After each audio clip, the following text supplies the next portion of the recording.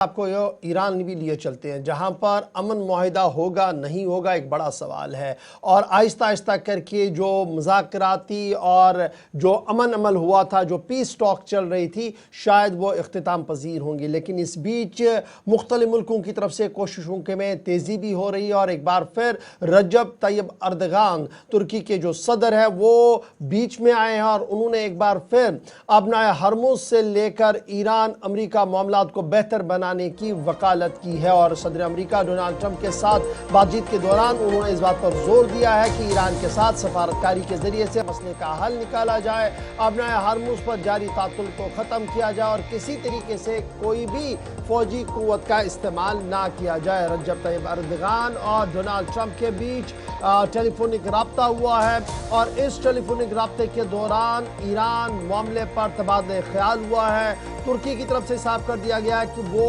सफारती महाज पर आकर इन्हें सफारतकारी के जरिए से इस मसले को ख़त्म करवाना चाहते हैं, ईरान के साथ मुज़ाकरात करके।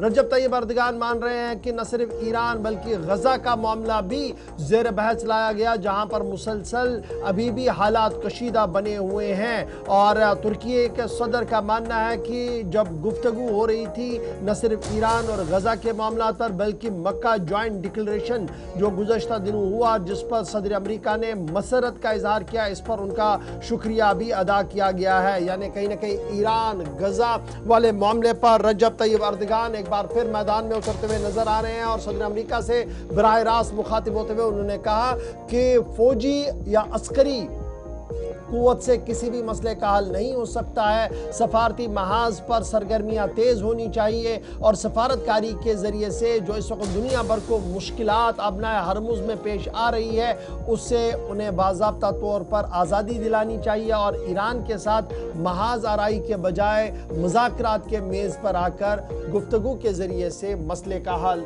निकालना चाहिए। अब मुज़ाकरात के जरिए बात आगे बढ़ेगी या नहीं? 60 रोज़ा ये जो जंगबंदी थी, इसको बढ़ाने पर पहला फोकस है, उसका मनफी असर कहीं ना हो पूरे खित्ते के अंदर, ये कोशिशें हैं। और रजब तैयब अर्दगान भी मुज़ाकरात कारों में नहीं है, लेकिन एक कोशिश की गई है।